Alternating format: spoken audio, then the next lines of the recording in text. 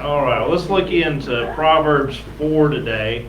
I'm going to definitely make this a part one because I want to journey through a backstory with this and kind of share Solomon's kind of family history a little bit. And because we see some pretty important details in chapter 4, verses 1 to 4. So I want to take a little bit of a side trail today to investigate a few things which I think are interesting. So we will not get very far today in Proverbs 4, but it'll be hopefully a lot of good information for you. So Proverbs 4, again, Solomon is writing, and he says here, he's kind of shifted from my son. He has said that for the last two chapters. Chapter 2, my son, if you will. Chapter 3, my son, forget not my law. Now he's saying, hear ye, children. So this is almost like to a broader audience. Maybe to his own, I don't know. But this is kind of information for the masses, I guess we could say. Hear ye children, the instruction of a father, and attend to know understanding. So he's kind of stepping beyond his own personal situation and applying this in a more broad situation. He says, for I give you good doctrine, forsake ye not my law. For I was my father's son, tender and only beloved in the sight of my mother. He taught me also, and said unto me, let thine heart retain my words, keep my commandments, and live. I just kind of find there's a lot of deep, interesting things in this. So who was Solomon's father and mother? He mentions them by father and mother here, but not by name. David and Bathsheba. David and Bathsheba. So when we look at what he's saying about his mom and dad, he says, for I was my father's son, tender and only beloved. That word tender, y'all got a different word in your, anybody get a different translation? This is verse 3. For I was my father's son, tender and only beloved in the sight of my mother. It says, when I was a boy in my father's house, still tender, and an only child of my mother. Only child of my mother. That's interesting. And an only child of my mother.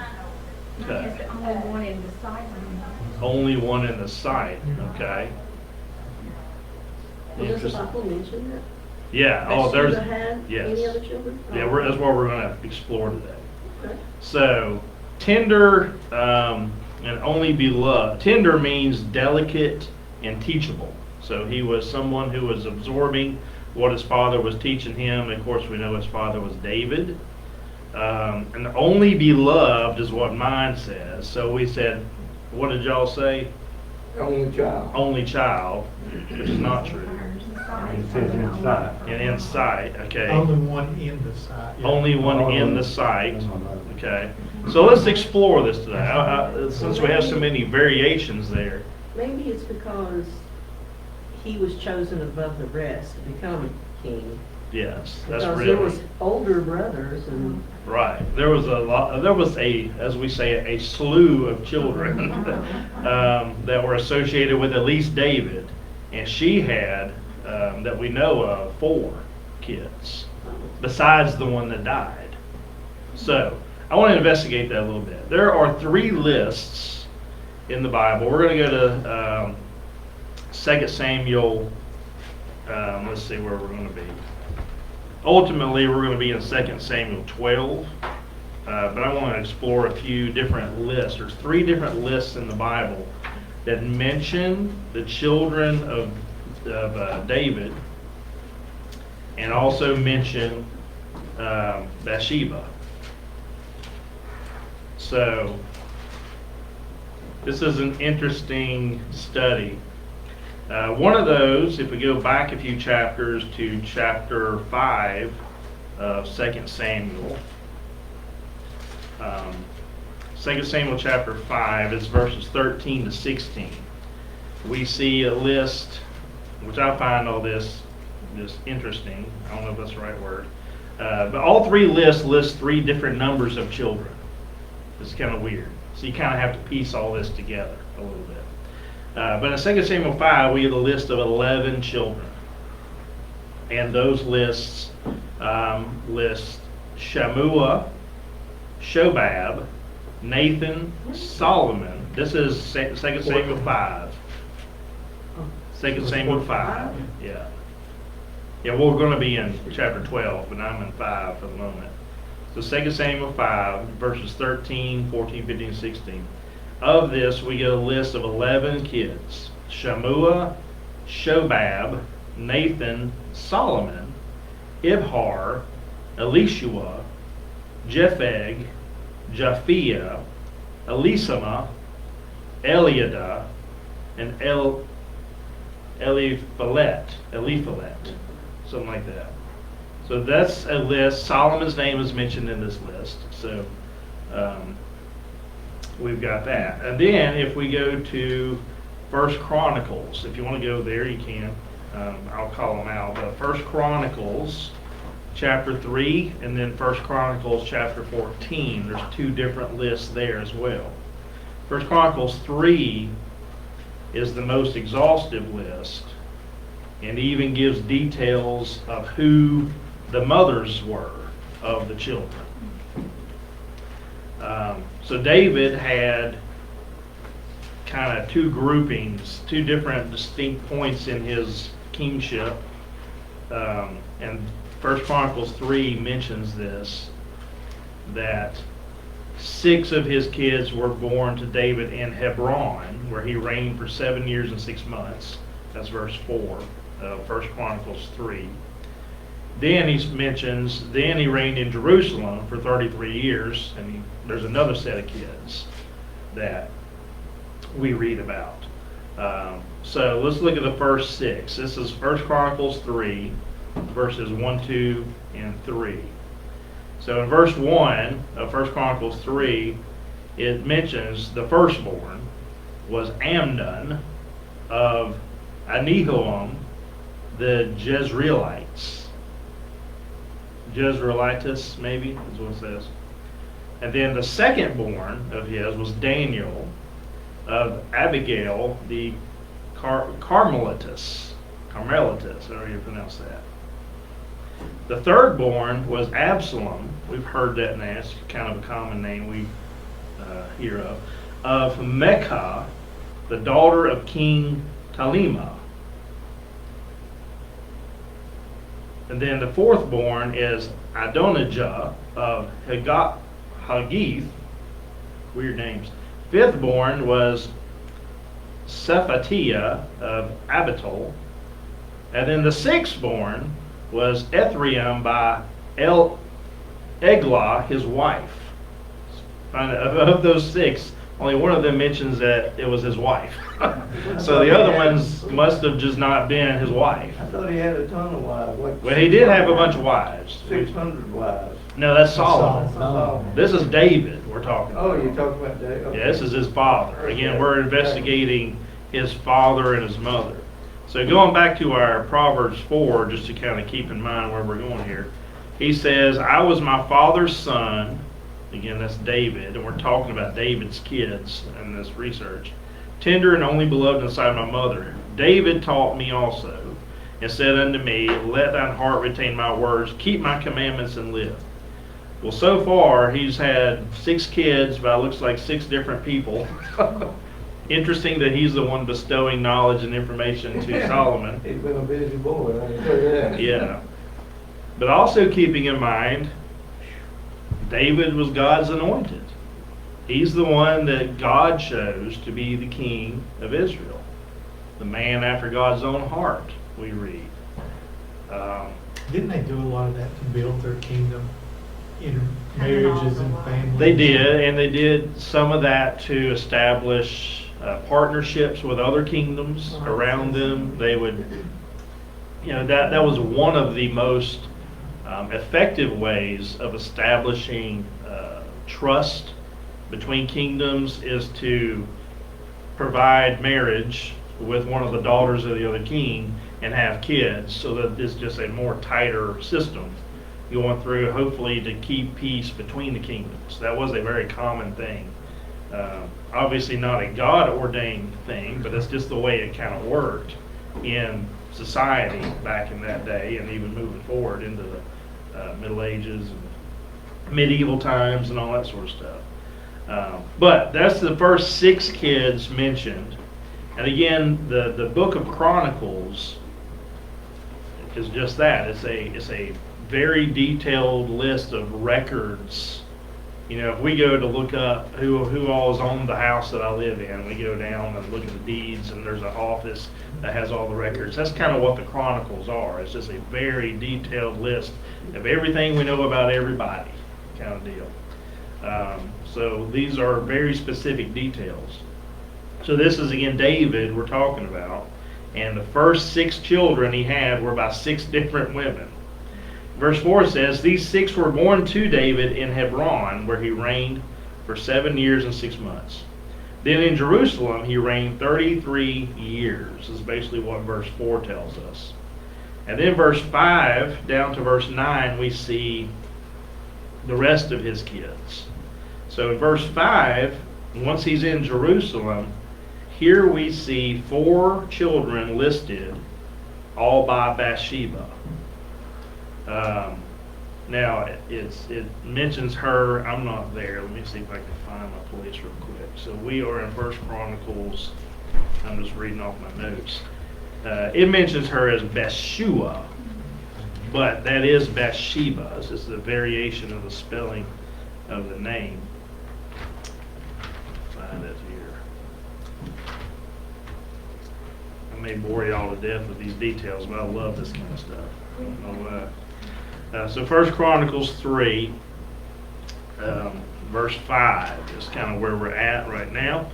It says, "And these were born unto him in Jerusalem, Shemiah and Shobab and Nathan and Solomon." Just lost place. 4 of Bathshua, the daughter of Amiel. So those names, Shemiah, Shobab, Nathan, and Solomon, very similar to the list we get in 2 Samuel 5, except it said Shammua, not Shemiah, but it's the same person. Shobab is mentioned, Nathan, and Solomon. Solomon is listed last, which is interesting. Because when we read the story in 2 Samuel 12, we find out that Solomon was born following the death of the firstborn that they had. So why is he listed last in the lists? He's listed last in all the lists. It kind of, yeah, I was like, that's weird. It's certainly not in chronological order. Right, it's not in chronological order. And Solomon certainly wasn't the only son. Maybe David kind of resented him because he was the replacement of their. And it was actually the opposite. The reason he's listed last is because he's most important. Oh, really? Save the best for last, or you know that saying? Oh, yeah. So that's why he's listed last, is he's the most important of them. We don't really The know son always anything. comes after the leader, right? That's Yeah. it. That's Maybe it's exactly right. because they'll never be mentioned anywhere in Scripture again. And possibly because they're not mentioned. I don't see them in any other places, these specific people, other than these lists. So that could be part of it as well. But we see that Bathsheba indeed did have really 5 most likely kids, one of them being the one who deceased. Unless one of those names is the deceased child, and I'm not clear on that. I don't know if anybody else has any information on that. But verse 5, we see 4 children, again, all by Bathsheba, the daughter of Amiel. Then verse 6 goes on to say, lists several more, and these are by other people as well. This is not by Bathsheba. Those are the only 4 that Bathsheba had. So we have Ibhar, Elishama, I guess it is, Eliphalet, Nogah, Nepheg, Japhia, Elishama, Eliadah, Eliphalet again, So we have 2 kids named Eliphalet, according to this list. And it says 9 mentions there. This is down to verse 8. And then it says, verse 9, these were all the sons of David, besides the sons of the concubines. So he had more kids by concubines that we don't even know about. And Tamar, their sister. So he kind of throws that in there at the end. So they had a sister named Tamar. Weird twist to that story plot is Amnon fell in love with Tamar. So it was a brother-sister kind of thing that happened. We read about it a little bit later on. So those lists are consistent, except that there's more kids mentioned in 1 Chronicles 3 than there are in 2 Samuel 5. But the names are pretty close. Shammua is called Shemiah in 1 Chronicles. Let's see, all the other names are pretty close to the same.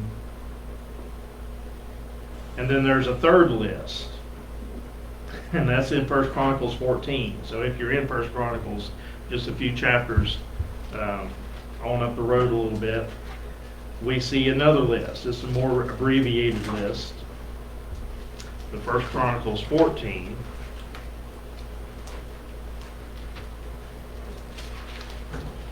And verses 3 to 7, basically, is where this is at. We're chapter 14, 1 Chronicles, verse 3 says, and David took more wives at Jerusalem. So not only was he married to Bathsheba, he was married to more people as well, more wives, it says. David took more wives at Jerusalem, and David begat more sons and daughters. Now these are the names of his children which he had in Jerusalem. Here we go with Shammua and Shobab, Nathan, and Solomon. Those are all, again, the kids with Bathsheba.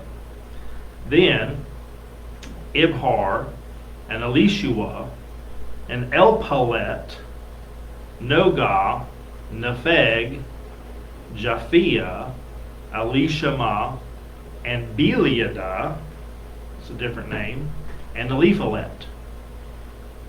So when I did some comparisons, in 1 Chronicles 3, we get down to verse 5 in 1 Chronicles 14, it mentions Elishua. In 1 Chronicles 3, that person is listed as Elishama. And Elpalet is listed as Eliphalet, Eliphelet. And Eliphalet, mentioned in verse 7, is spelled with an A, where in 1 Chronicles 3 spelled it with an E, different spelling of the same name. Now, Beliada, mentioned in verse 7 of 1 Chronicles 14, this person is named Eliada in 1 Chronicles 3. So there's like different spellings of names, there's different names in one case. But the point is, he had a lot of kids by a bunch of different women. We know of 20 by name that the Bible lists of kids that he had. And then again, there's a statement in 1 Chronicles 3 where he says that these were the sons besides the ones of the concubines. So he had a bunch of other kids. What do y'all make of any of that? That would be a rough family tree to try to Yeah. look through. Imagine the Christmas holidays. Of all these wives coming together and all these kids coming together. The names, he could have made it easier on himself, seems like. Right. Let's call them 1, 2, and 3, and 4. Oh, Now, if you're wow. looking for a baby name to spell the Bible, I wouldn't look at Yeah, look at this list.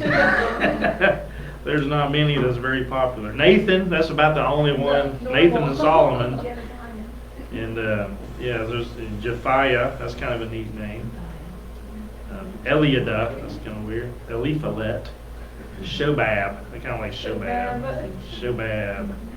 Anyway, just, have you ever kind of thought, when you meet somebody and listen to them, you're intrigued about kind of more about them.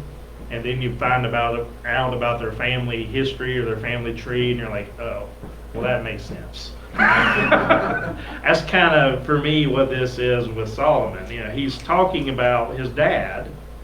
He was giving him a lot of wisdom and giving him some great information.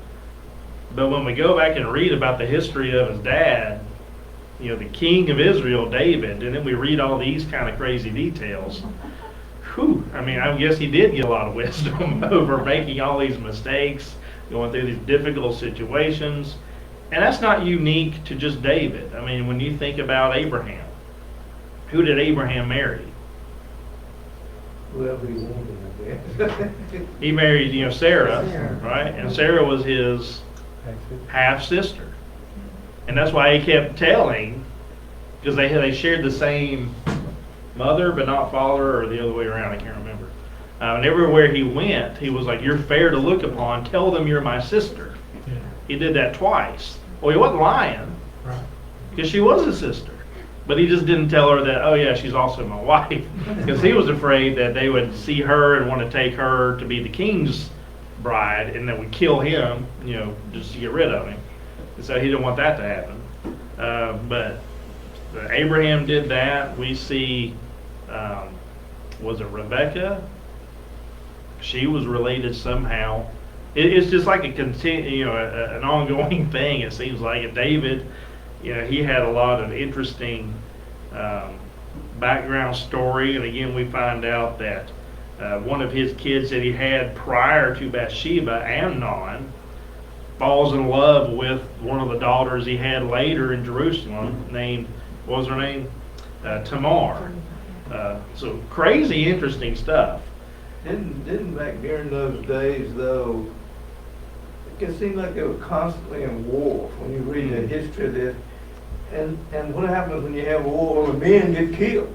Right. And there's all these women left that maybe were married, or maybe they were Sure. hadn't been married. So there's a shortage of men, Yeah. the bottom line. And Yeah. so therefore that's just the way they handle it.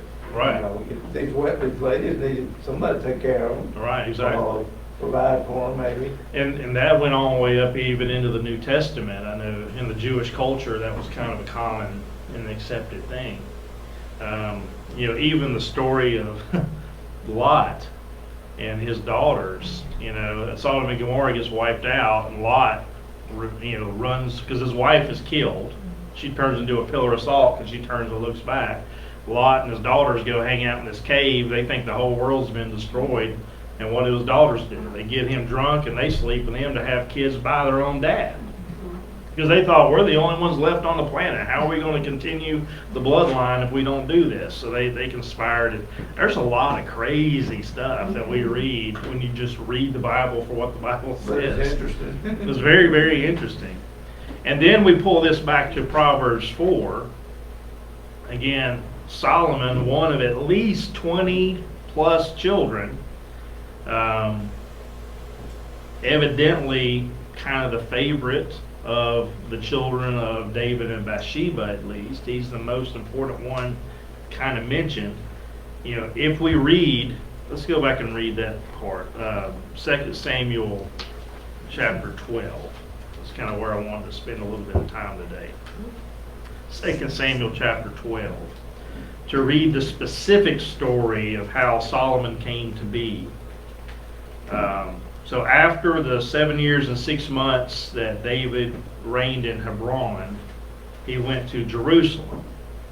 And we won't read the entire backstory, but if you start in chapter 11, you know, we read where David, it's been a year of war going on, and he's, you know, leading this effort. He's king of Israel, and he goes out on his roof terrace to just, I guess, take a moment.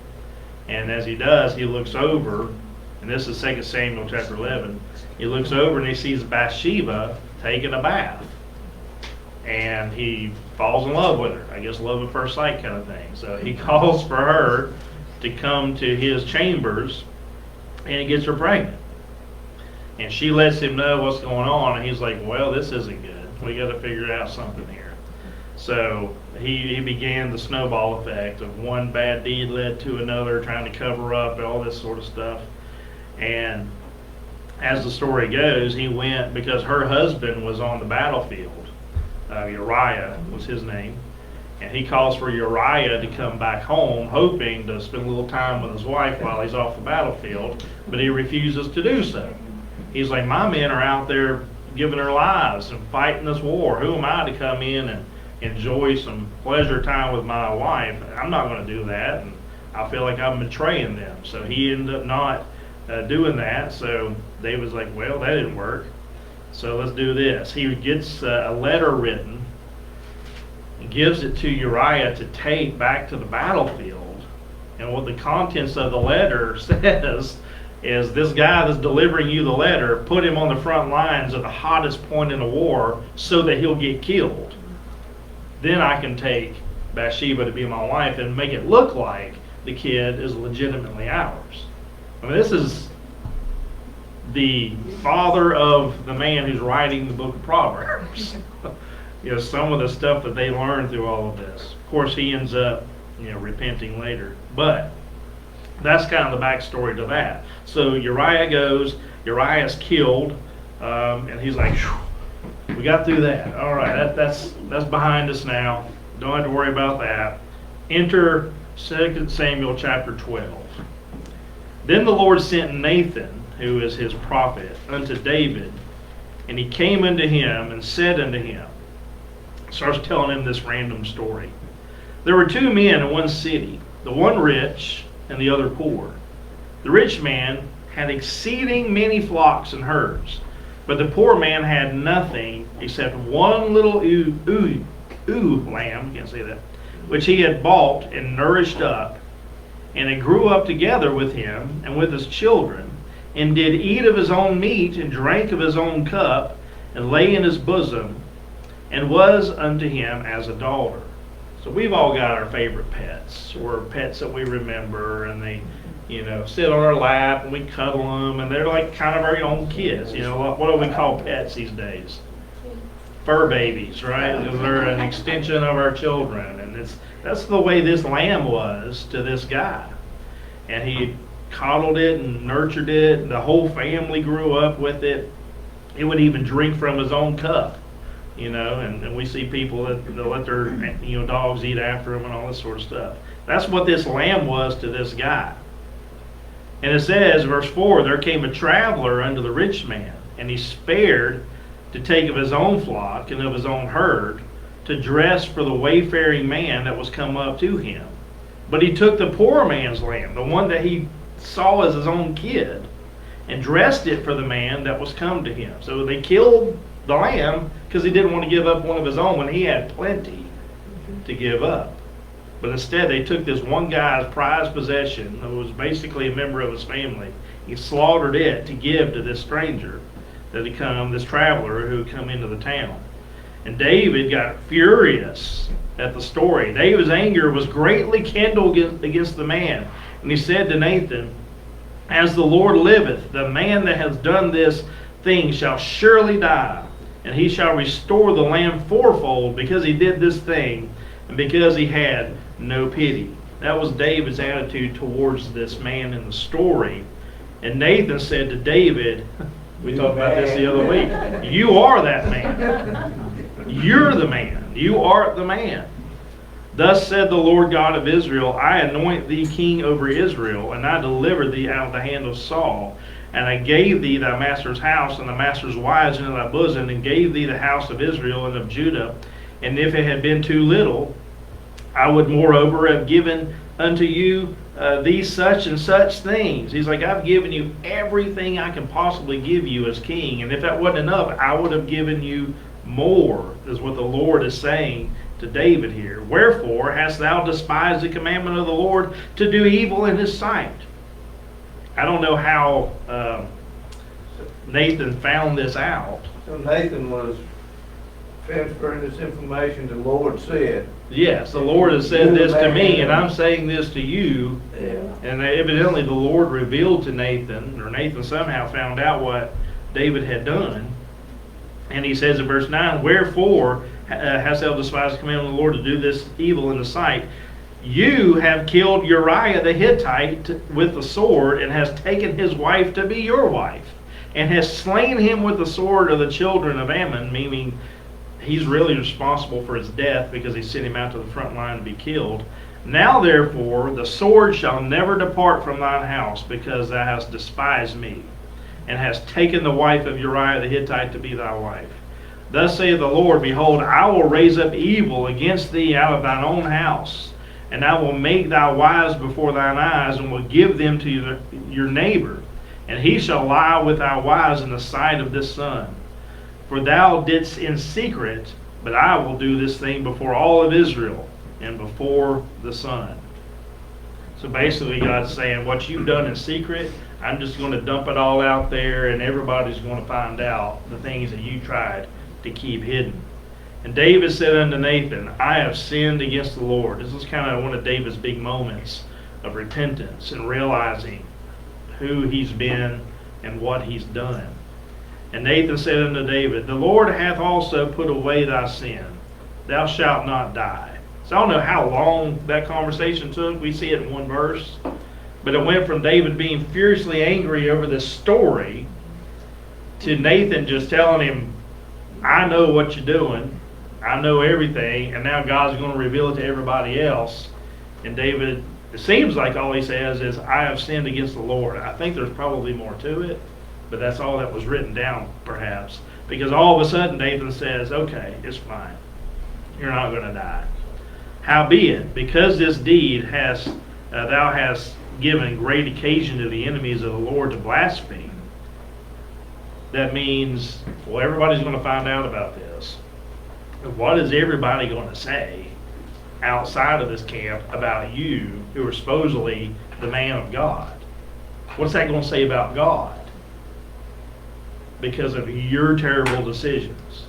And that's something that's super important for all of us to keep in mind, is the decisions we make that we think maybe are our own private personal decisions may end up affecting the very name of God in the sight of outside people looking in.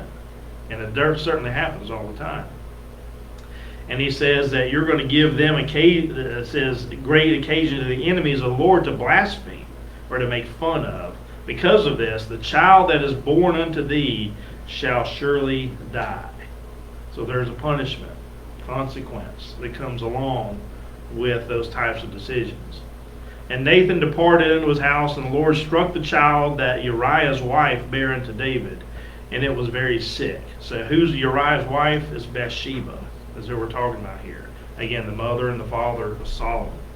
"David therefore besought God for the child, and David fasted and went in and lay all night upon the earth. And the elders of his house rose up and went into him, and to raise him up from off the earth, but he would not, neither did he eat bread with them." And he was just a wreck.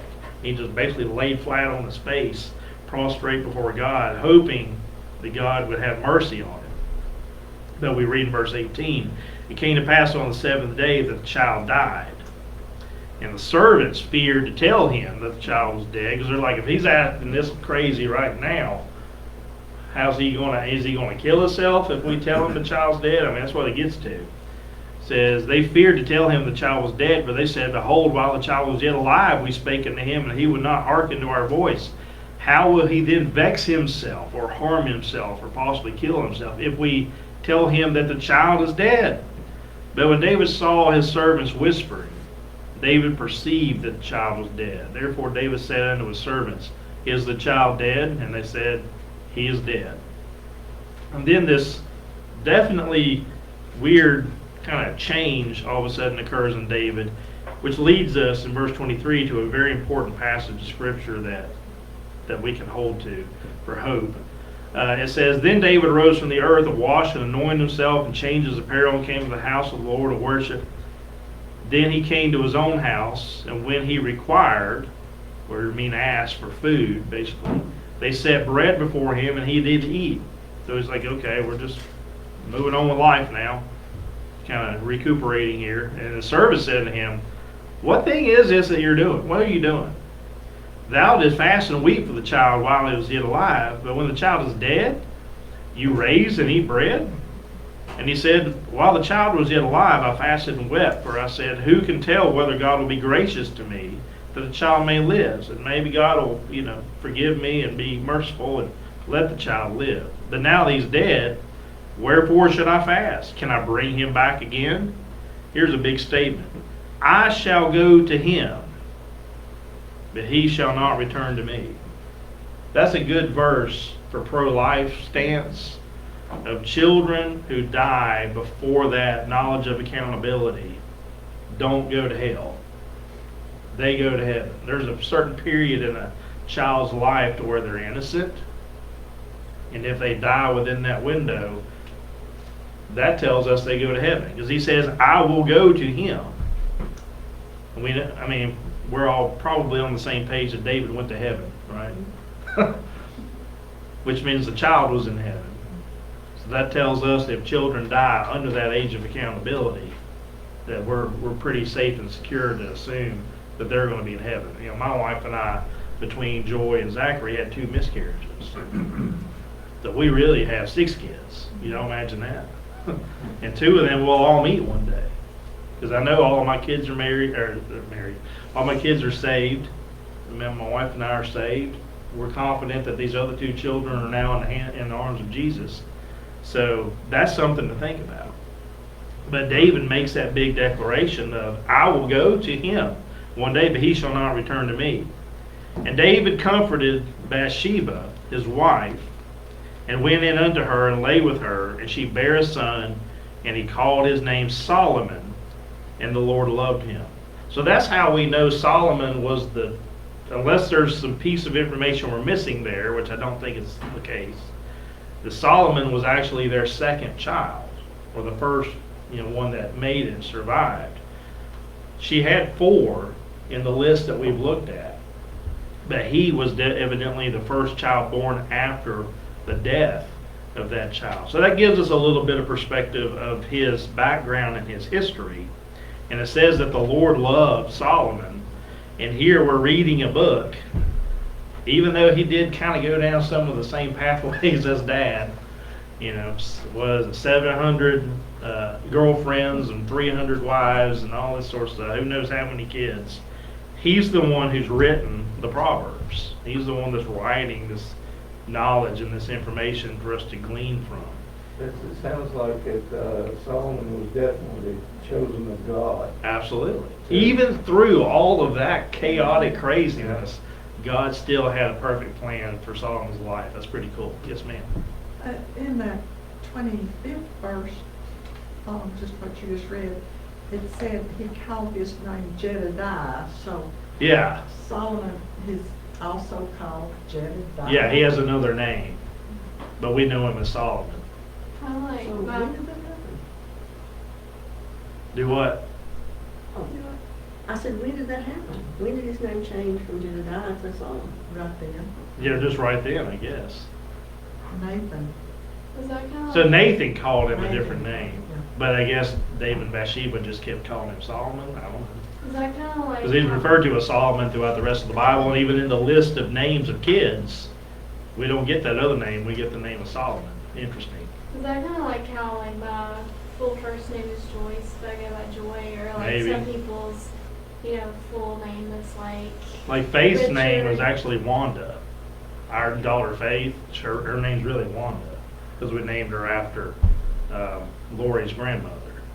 But we call her Faith. Could be something like that. They just have multiple names, but they go by another. Yeah, your name's actually Joyce, yeah. because she's named after my wife's mother, who passed. So we done like Joseph. He's Joseph Gordon. He's named after my granddad. And then Zachary is really Jonathan is his first name, but his middle name is Zachary, so he goes by Zachary, not to confuse things around the house. So it could be simply something It like that. doesn't get fixed later though. Right. My son's first name is Gregory, and it's a pain. Right. Through Hunter all the time he was in school, because that was my great-grandfather's name, was Gotcha. Hunter. Yeah. So when he got out of school, when he started working at the city where Greg is, said, Greg's got some good stuff tied to his name. I'm gonna start going back Well, they didn't give him a around. choice, I mean. Yeah, They yeah, just yeah. started, yeah. In his Start the school, legal Zachary, stuff. all of his paperwork, certificates, everything says Jonathan Castile. Yeah, all the legal stuff. And he gets all my emails. Because they search Jonathan, or they search, Jonathan, and the first name that pops up is JZ Castile, and that's Zachary's email, but they think it's me, so he gets all my emails all the time. It's kind of funny. But anyway, just some interesting background stuff of kind of what we're reading about. So let's read the first 4 verses again with all that background information just to kind of get a little new perspective. So Solomon, again, the second child, seems to be most important of the 4 that Bathsheba had in the midst of all these other kids that David also had. He says, "Hear, ye children, the instruction of a father, and attain to know understanding. For I give you good doctrine. Forsake ye not my law. For I was my father's son, tender and only beloved in the sight of my mother," which could explain why he, the favorite. That's why his name is at the end of the list. That's why we know him as Solomon. "He taught me also and said unto me, Let thine heart retain my words, keep my commandments, and live." This kind of interesting stuff. Let that settle in this week, and then next week we'll come back and finish out chapter 4. Hope you learned something. We'll see you guys online next week as we continue in and finish Proverbs chapter 4.